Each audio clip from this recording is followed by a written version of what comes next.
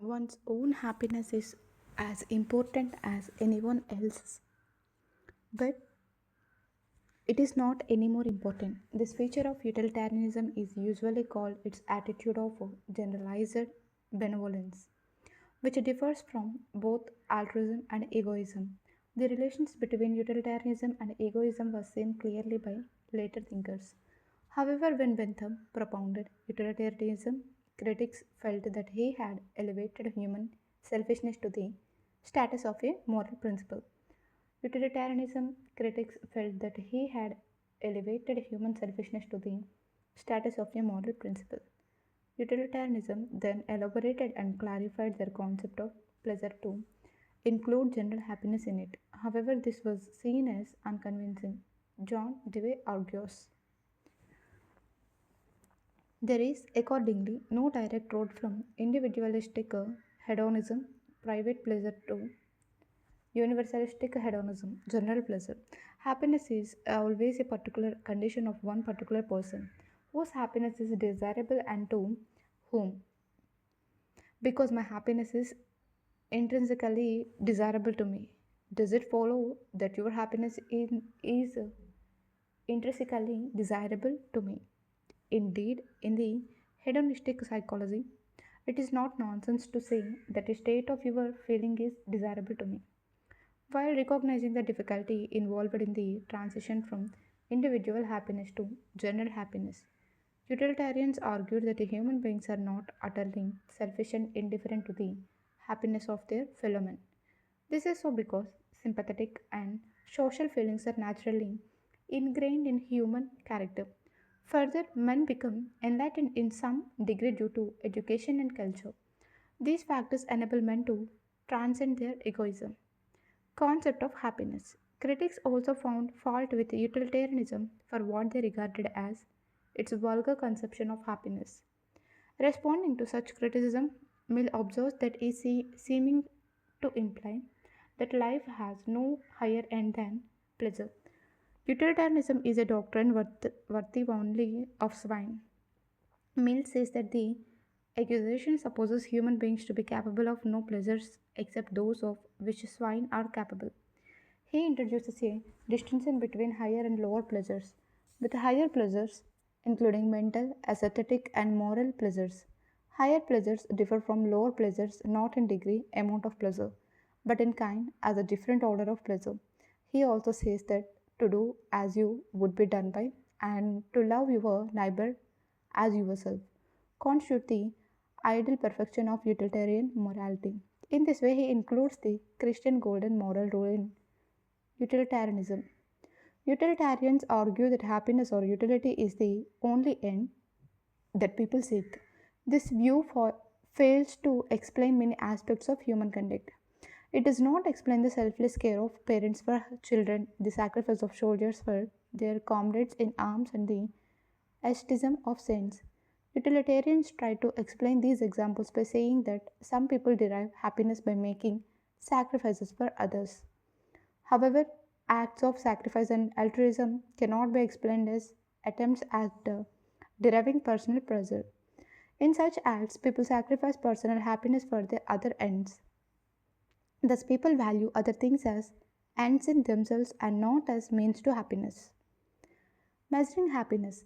We have so far considered two criticisms which question the utilitarian ethical criterion, namely happiness. But even if we accept happiness as the ultimate value, it gives rise to a problem. Maximization of happiness involves measuring happiness, adding happiness, and comparing happiness. There are no units like grams for measuring happiness. Hence, happiness which arises from various actions cannot be added. Further, the happiness which individuals derive from the same action or from different actions cannot be compared. Thus, the pleasure which Hari gets from drinking a cup of coffee cannot be compared with the pleasure of which Giri gets from drinking an identical cup of coffee. This is because happiness is an individual's state of mind. In economics, this is known as the problem of interpersonal comparability of utility. Utilitarians answer this point in the following general terms. It is true that happiness is not amenable to mathematical calculations. However, People have an intuitive sense of relative degree of utility or pleasure, which can be derived from various things.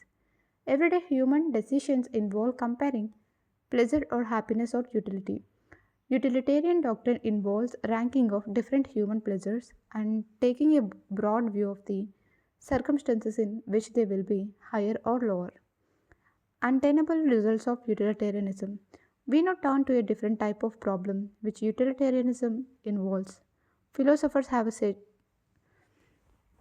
cited, cited instances in which application of the utilitarian principles lead to totally unacceptable moral consequences. The situations are imaginary, but they serve as counter examples to show the inapplicability of utilitarian rules of conduct. Their purpose is to show that general moral principles have exceptions. One such scenario imagines three eminent men, Nobel laureates in physics, medicine, and genetics who are critically ill and in desperate need of organ transplant. One needs a kidney, another needs a heart, and the third a pancreas, but the needed organs are unavailable. As surgeons are agonizing over the problem, a completely unconscious drunken tramp without family, friends, or home is brought to the hospital. The surgeon decides to remove the organs from the tramp and transplant them in the three noble lectures. Let us assume that the surgeons are assured of legal immunity for their act. The question is whether utilitarianism can justify the act of the surgeons. In answering the question, let us ignore all moral principles other than utilitarianism. We need to isolate all other moral criteria and see the answer which we get from the utilitarian criterion. As we know that this involves calculating the total pleasure or utility to society from two alternatives, removing the tramp's organs and transplanting them in the bodies of the noble Lawrence and allowing the tramp to walk away after he regains consciousness. It is clear that the social utility or happiness of alternative will clearly exceed that of alternative. For after all, what is the worth of a tramp's life compared to that of three noble latchers? In this example, we have ended with a moral evolution which no civilized society will accept. The example delineates the situation involving a single act. We understand act here as comprising a single moral transaction. We should not get distracted by the ordinary meaning of act involving various activities of doctors and nurses before, during, and after operation.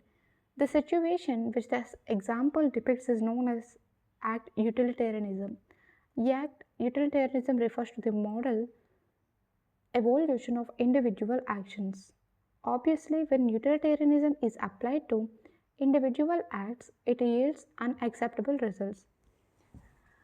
Act utilitarianism and rule utilitarianism. To avoid counter examples of this kind, a distinction is usually made between act utilitarianism and rule utilitarianism.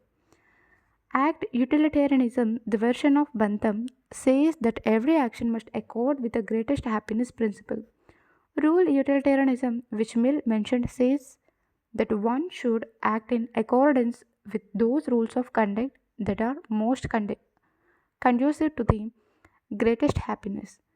This distinction implies that in certain circumstances an obviously abhorrent act would contribute more to the general happiness than another decent act. But the abhorrent act loses its utilitarianism sanction because it is contrary to a rule which itself is most conducive to the greatest happiness. We can now examine our example from other angles. First, from the point of view of law, which is only a set of rules backed by state sanction. Killing an individual for his body organs is murder, pure and simple. It is a legal crime.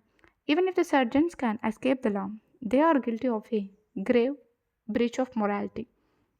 In almost all systems of morals, human life is sacrosanct.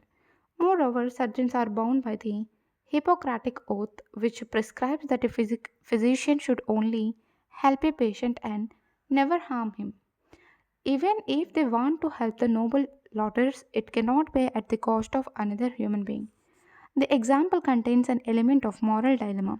However, in a genuine moral dilemma, any decision involves choice between two or more equally important moral criteria. Hence, the moral agent finds himself on the horns of a difficult moral dilemma. In our example, the choice is quite clear. The surgeons ought not to harm the drunken tramp even to save the lives of noble laureates.